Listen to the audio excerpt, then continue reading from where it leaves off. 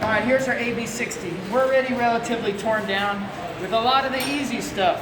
The valve body's off, the oil pan's off, we got a number of things. Here's where kind of some of the tougher work is. Come on over, come on over. Here's our transmission pump. We're gonna start by pulling that off.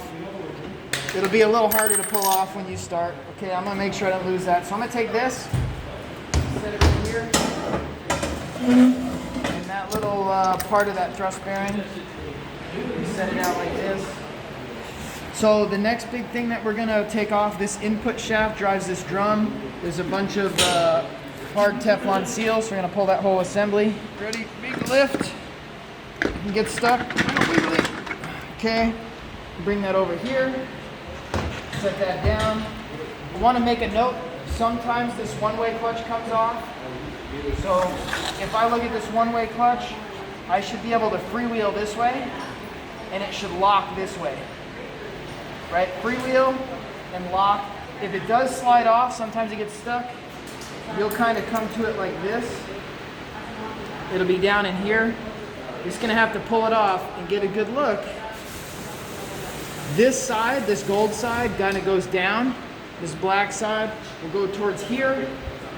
Also, this little thrust washer has these blue, they're blue now, but they won't be blue for you. We just assembled this one, has these little studs, and they're gonna go to these little grooves on here. And so we're gonna wanna make sure that we get that in the right spot. A good way to keep it stuck in there is with blue goo, right? And then you'll remember, we're gonna be this side here, and I'm just gonna go ahead and keep it on there for now, but the way we reassemble it will be slightly different. And then down in here we got some clutches. There's a lot of different techniques for getting snap rings out. These are my favorites. I may or may not need help, but I'll try to do it solo. So again, I'm just gonna go step by step, piece by piece. We're not gonna do the full transmission, but we're gonna get down a reasonable amount just to give you a good idea of what you gotta do. And I'm not following TIS right now, but you should.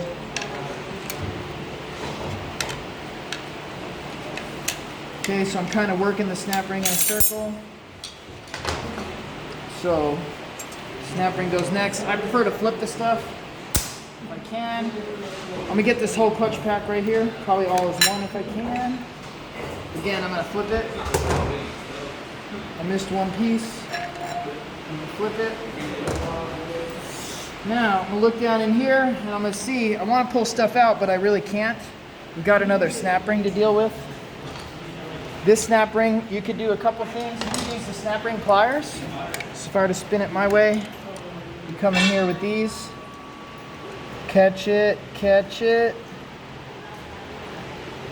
It's a little stuck, so it's kind of like two steps here. Okay. I jumped the gun a little early by releasing it, so I just gotta fight it out a little. Once again, I'm flipping it. Now we're gonna look a little further in at what I can get. I could get this one-way clutch right now. I might be able to get that one-way clutch, or I might just go for the piston. So, the piston, I'm just gonna pry out, but the key with the piston is don't get it crooked. You just gotta kind of get it to cut loose a little, and then try to pull it as a whole, which is kind of tough. So I may use the pick right here just to catch an edge, hopefully. But it's not, I'm not pulling hard, it's more just trying to keep it perfectly straight up and down. If you're pulling hard, it's because you've got it crooked. Right, so that was very, very carefully. Once again, point out the hole. That hole was right in the middle, but I'm gonna flip it. And then, I believe I should be able to I could do this a couple ways. I could pull the one-way clutch, or I could pull the whole drum with the one-way clutch.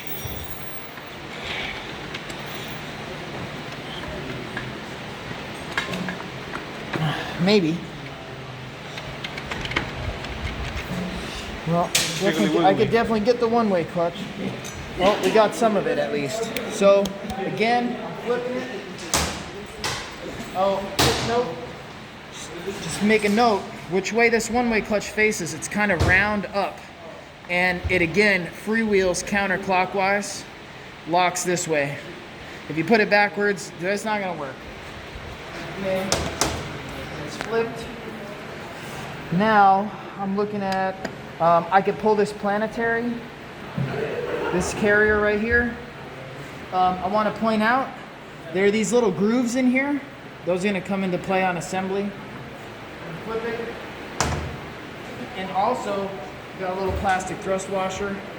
If I'm worried about that moving, I put some assembly glue on it on assembly.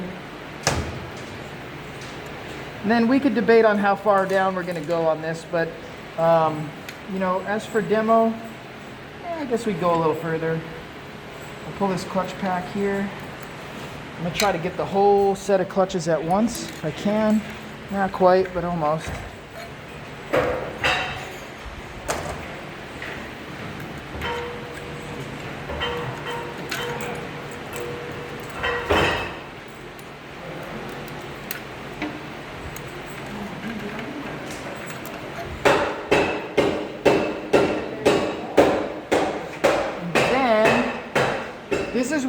This is where we, depending on how much time we have, we may or may not go further than this. The next step is this small little snap ring right here, which has some piston return springs and a piston below it. I mean, we could fairly easily pull this sun gear and set it, but you know, depending on exactly what we're gonna do, we may or may not go further. So, at this point, I'm just gonna give you a demo of what assembly would look like. Make sure we'll have that blue assembly glue ready in a second. So, this is my order, right? First, second, third, fourth, fifth, sixth, seventh, eighth, ninth, and 10th. So I'm just, and remember I flipped them. So, go like this, and bring it straight over, boom, and drop it down. Okay? And that one, I actually may not have flipped. Yeah, I definitely did. So, just making sure. I'm gonna take this. Assembly glue is our friend. We've got these clutches, and I'm flipping them back in. It's got this wide lug. This is gonna help you locate it. You can put it together with no hammer. If you have a hammer, you're wrong. It's not a swing press, ding dong. So, the way this goes, I'm gonna try to remember here. It looks like this is the wide groove. This is the wide groove. Hey, that's the wide groove. I thought it was this one. Yeah, right there. There we go. So like that is the steel. The clutch. Clutches are soaked because they're used. If they were new, we'd soak them. Okay, I'm looking again for that wide tooth. Lining it up right here. Tooth. Clutch. Tooth. Steel tooth right there. Clutch. Steel. Clutch. And steel with the big wide tooth right here. Okay, so we got those in. Now I'm just gonna kind of go in order. Next we got this Planetary Carrier. I'm very concerned about this little thrust washer kind of falling off, so I'm gonna put some goop on the little studs.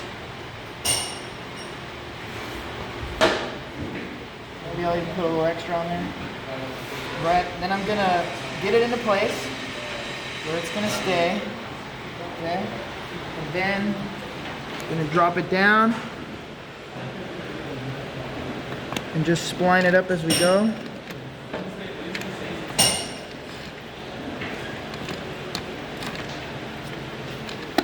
Okay, that's down in there, looks good. Remember, those are the little grooves we were talking about. Next step, we got this little part of the drum, okay? We could do this a couple ways. If we put the one-way clutch on, we should be pretty good to go. But what we found in the past, we need to make sure these little studs drop in the right spot. So I'm actually gonna take this one-way clutch off, like this, by twisting it. I'm gonna go ahead and I'm gonna set it back down. And I'm gonna put this little part of this drum in. And it sometimes helps to kind of just pre-align these discs. That's not the tool of choice. Maybe this one. At least get them as close to lined up as you can. A lot of times they'll save time. But those are fairly close. So let me go ahead, drop this in. And they didn't line up perfect, but it's all right. We're gonna work it on right now. We're fighting two things. There's the clutches on the outside, and we're also fighting these splines on this Planetary. So I got some.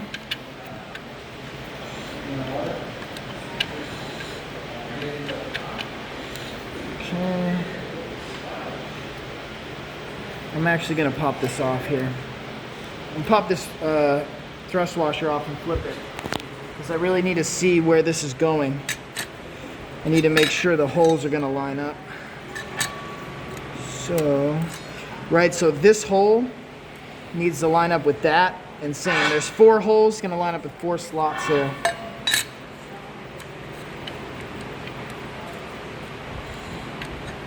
Okay. Come on, baby. Alright, let's do the wiggly jiggly here. So I'm just trying to get those clutches to catch on the drum. Easier said than done right now. Got a couple. I may use the output shaft. I'm going to turn the output shaft a little bit. Sometimes it'll help. Don't want to lose this over. It fell out. Come on. What I may actually do now, because I basically can see I have the hole lined up with the slot. I'm gonna pop this back on. Okay. I'm gonna go with the one-way clutch here. The one-way clutch is just kind of gonna help me turn it. When I walk this one-way clutch on, if I get it just right, it'll go on really easy. Okay. So I'm gonna try again. I'm starting the one-way clutch by spinning it. I didn't hammer it down, I just spun it counterclockwise and walked it on. Now that that's down, it helps me kind of turn that drum. Actually, I think I got all the clutches. So let's check something out here. Over here, as I turn this, I'm gonna look at these clutches. That first one's good, second, third, and fourth. That's a snap ring. So as I turn it, I can notice all the clutches are turning with it. So I know I'm good there. And by the way, that O-ring is the one that I saw fall out. We can't lose that one. So I'm gonna keep it back in there. Falls out again, I'll use some goop. Yeah, we'll goop it later then.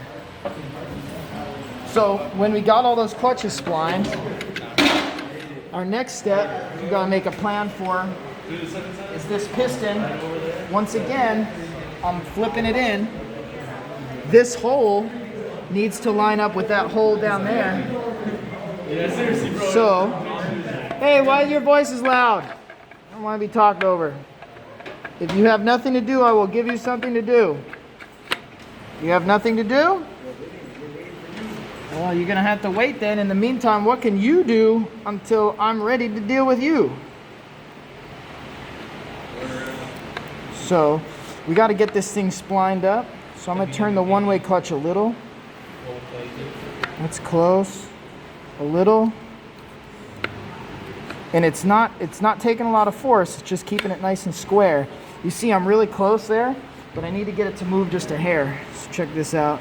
Use this to just move that Sprag one-way clutch a hair. Looks pretty lined up to me now. Almost. Almost lined up. Just got to go a hair more there. We could be good. Okay, drop that one down in. Sits all the way.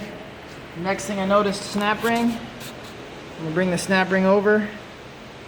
Now I'm flipping it in. This snap ring's kind of got a little edge on it. I'm looking at it and I'm quite sure that it goes this way. This is a flat edge and this is kind of like a little bit beveled. So flat edge is gonna go down. Now exactly how is tough to say. because we can't use the snap ring pliers until we get it partially in. So use the good old transmission pry bar.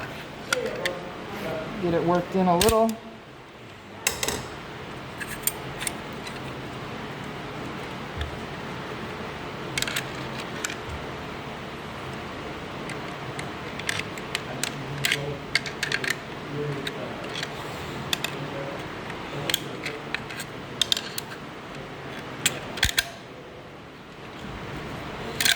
Ooh, it's a tough one. If I get it a little bit lower, I'll be able to use the snap ring pliers, but until then, I just can't reach them. Okay.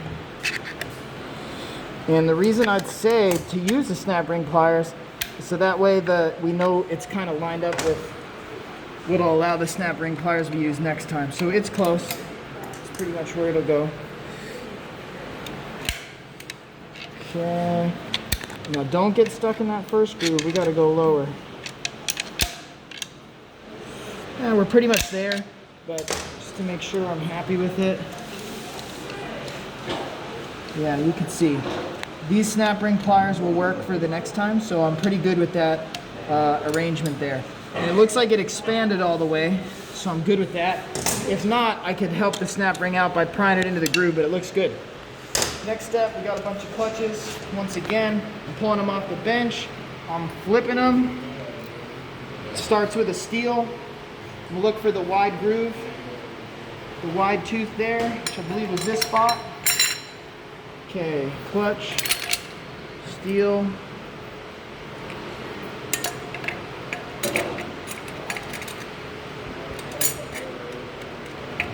Don't fail me now, fingers. Clutch. Steel. You might be able to get them all in at once, but it doesn't typically work for me. Steel. And it's not really particularly exciting work, but it's gonna be done. Okay, we get all those in. I don't know what to do next. When in doubt, I just look at the bench and I find out what the heck I took off. So snap ring again. Drop the snap ring in here. So I'm gonna kind of try to get it started and once again chase it in a circle.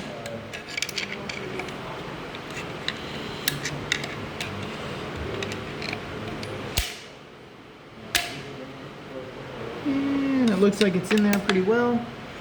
So next step can be a little bit tricky.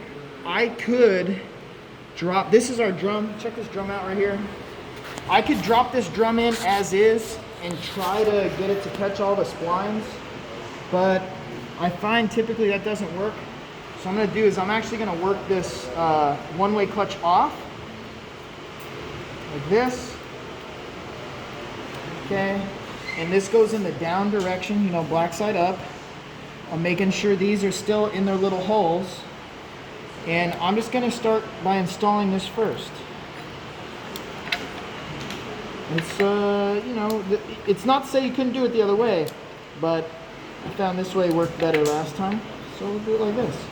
Now, what I'm basically doing is I'm gonna spline this one-way clutch or sprag into, yeah, see, this fell off, that's a problem.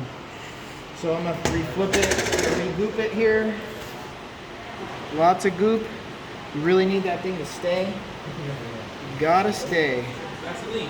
If it, yeah, that petroleum jelly, because it's not brand name. So, okay, that needs to stay.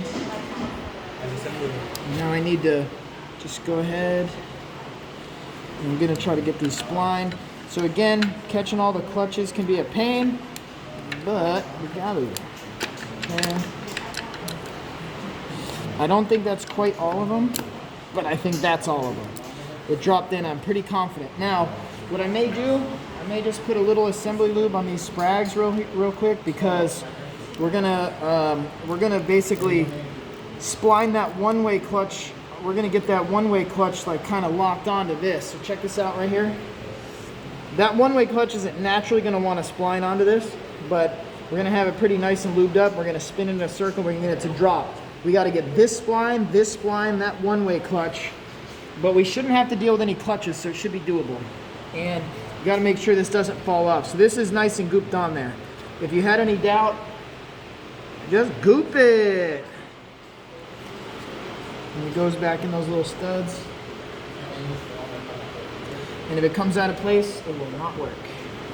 And this drum, this whole assembly, disassembly, this drum's a whole nother thing, but we're just talking assembly now. So here we go, going nice and smooth. Hit the first part, getting down in there. Now, we're not there yet, and I can watch from the side what we need to do. So our one-way clutch is not splined. So I'm gonna keep kind of working it. Nice in a circle. A little wiggly. Decline. Wiggly wiggly. It's the wife. It's alright, I'll call her later. She knows what time it is. So I'm getting there. It's schooling time. We gotta do our job here. Okay, easier said than done. I may actually pop it back off. Oh, didn't get it that time. Ooh, there we go. So just kind of dropping it down, getting the spline set. It doesn't seem quite as low as I remember, so I don't think I'm quite there yet. But what I'm gonna do, I'm gonna look from the, I'll get that one. I'm gonna look from the side, see what I can see. It does seem close, but not quite there. I'm gonna lift it up a little again.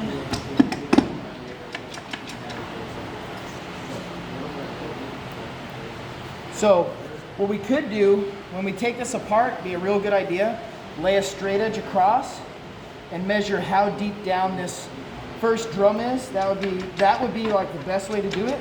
But I looked at it, I pretty much know where it needs to be, and we are not low enough yet. So something caught, you can go right.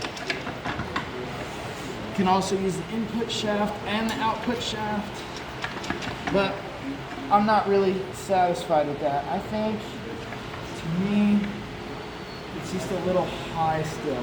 If I wanted to check, I could try to set the pump on, but I'm gonna show you what I bet you is gonna happen. Cool trick, if you look at the pump, this part here kind of goes down towards the pan. I also didn't put the seal on the pump because we're just test fitting. Actually, you know what, we're there. It seemed to me like it was high, but how that pump dropped, how the input shaft turns, I think we're there. So I'm gonna yank the pump back off again. And just for good measure, try to move it. Do one more thing. He's got a nice light on. No light? Me neither? I'm unprepared. This one. What I'm really trying to look for is see if I can see anything not splined. Looks like the clutches are going. So,